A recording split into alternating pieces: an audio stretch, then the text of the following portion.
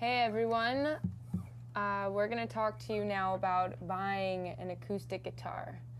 And I'm thinking about buying another acoustic guitar, and I'm never really sure what I should be looking for when I go out and buy a guitar. So Tyler's going to help us out here. Right. So I used to work at a guitar store.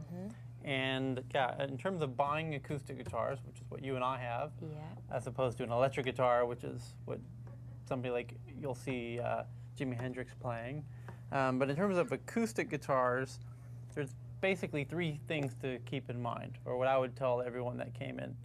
And this is kind of the inside scoop from someone who used to work in a store, which is there's guitars, you know, work with your ears, your eyes, and your hands.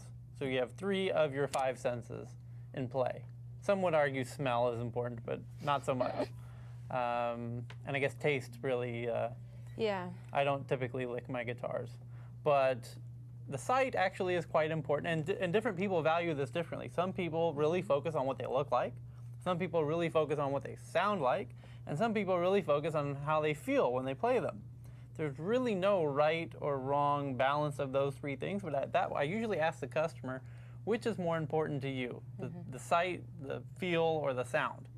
And based on that, I could help them make a more educated decision. Right. But generally, the more advanced of a player you become, well, I should say, people at the very beginning usually are more concerned with how it looks like. And they get the black one or the red one or the sparkly one or the whatever one. And as players advance, they start worrying more about the sound. Right. Usually the intermediate players worry about how it feels. They learn like, oh, I don't care what it looks like anymore. I just want to make sure I can play it. That's the intermediate guys. And then the advanced guys are like, I don't care what it looks like. I don't care how it plays. All I care about is how it sounds.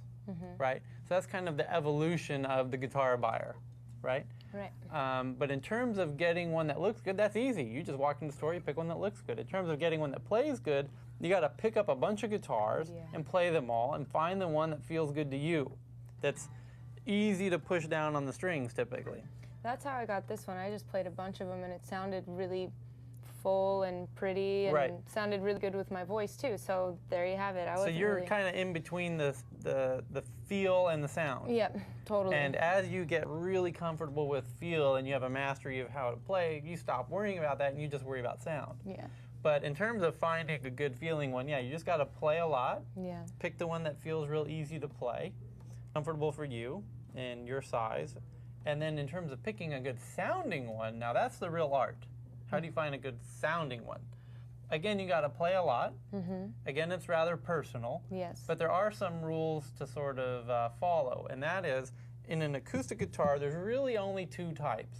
This is called the top, and it's either a solid top or it's not. It's a laminated top, meaning many pieces of wood sandwiched and glued together in a much cheaper to make guitars that way.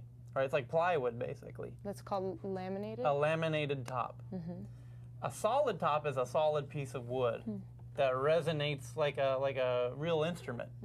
Well, the other one does too, but over time, a solid top will sound better, and a laminated top will sound worse. It'll start to break down. As it ages, right? So solid tops typically start at about $500 if you had to pick a nice round number. And then you have one other main factor to consider. Is it a US-made guitar or not? Okay. Because there are solid tops that aren't US-made. You get a lot of guitars from Mexico too, huh? Yeah, a lot of guitars, even by brands that you think of as being American brands, like Gibson and Fender, actually make them in USA, and it's even crazier than that because they'll put made in Americas, meaning North America, meaning Mexico or Canada, whole other issue. So US-made guitars tend to hold their value better. Martins, Gibsons. So if you can, Taylors, I think it's a smart idea to get guitars. If you're trying to price it, you know, depending on what your price is, if you're in the $500 range, try and get the solid top and try and get US-made.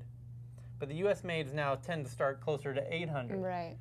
And the solids start at about $500, If you're well below that, then you know you're gonna just get the best sounding, you know, laminate top non-USA one you can get. But if you're in the 8, by all means, get the solid and get the US, and that'll hold its value, and it'll improve over time. It'll sound better as it ages.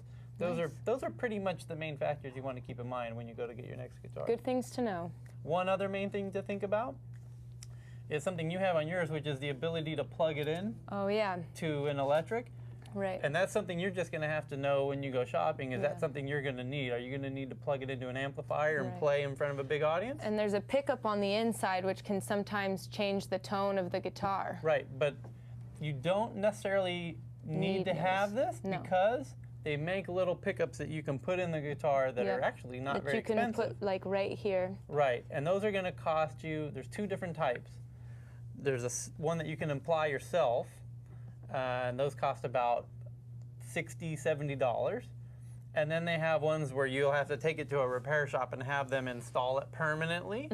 Those are going to cost you a couple $100, or you can get it built in.